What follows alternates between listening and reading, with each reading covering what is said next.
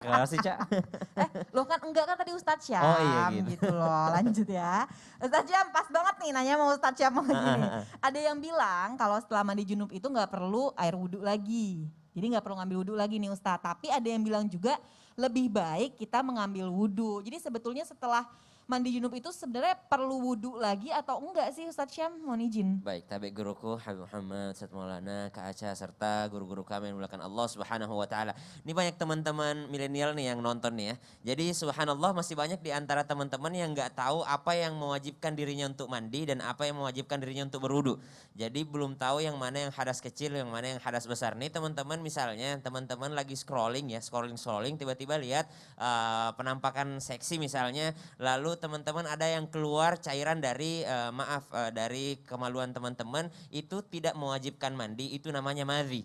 Madhi itu tidak mewajibkan mandi besar. Yang mewajibkan mandi besar adalah yang namanya keluarnya air mani. Perbedaan antara madhi dan air mani, kalau air madhi itu lebih bening ya, lebih bening warnanya. Kalau air mani itu lebih berwarna putih warnanya.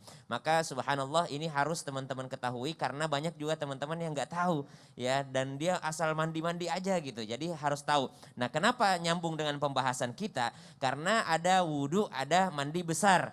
Orang yang mandi besar itu jangan menyebutkan harus berwudhu dulu, tidak. Tapi yang berwudhu dulu itu termasuk daripada kesunahan. Ada juga yang harus berwudhu. Siapa itu yang harus berwudhu? Adalah orang-orang yang ketika dia mandi ternyata dia melakukan hal-hal yang membatalkan wudhu. Seperti tadi, dia misalnya buang angin atau buang air kecil selama dia mandi, atau dia memegang kemaluannya selagi dia mandi, maka itu juga mewajibkan dia untuk berwudu setelah dia mandi besar. Namun jikalau dia telah yang namanya berniat lalu meratakan ke seluruh anggota tubuhnya tanpa yang namanya melakukan hal-hal yang membatalkan wudunya, maka tanpa berwudu setelah mandi pun itu sudah sah dan dia bisa sholat. Sebagaimana baginda Nabi SAW setelah mandi besar Rasulullah SAW langsung sholat 2 rakaat sunnah, biasa juga langsung sholat subuh. Maka subhanallah tidak diwajibkan untuk berwudu kembali kalau dia tidak melakukan hal-hal yang membatalkan wudunya selama dia mandi.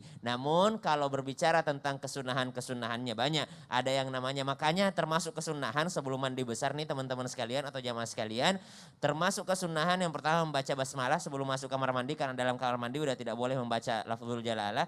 Setelah itu membersihkan dulu kemaluannya.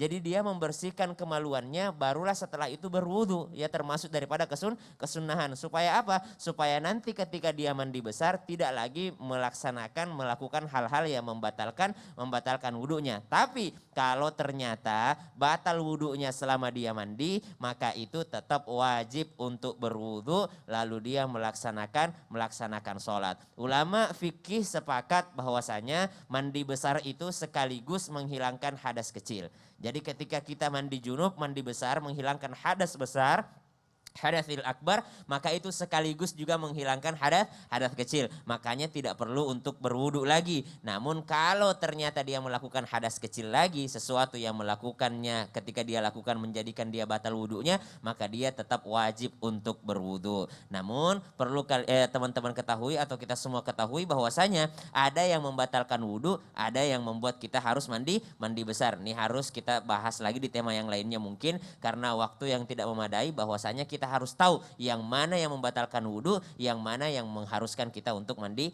besar gitu, Ca. Masya Allah, berarti emang bener-bener ini kayaknya harus perlu dicatat sama jamaah bener, ya Ustadz Syam ya. Karena banyak yang salah paham, nih harus mandi nggak ya. Nah banyak juga yang salah memberikan kata ketika dia mengucapkan sesuatu, dia bilang harus, padahal beda harus, beda sunnah. Iya. Iya. Jadi kadang-kadang karena dia nggak tahu apa yang udah dia lakuin hukumnya, akhirnya jadinya mandi wajib aja tapi nggak tahu membatalkan wudhu yang mana ya Ustadz Syam ya.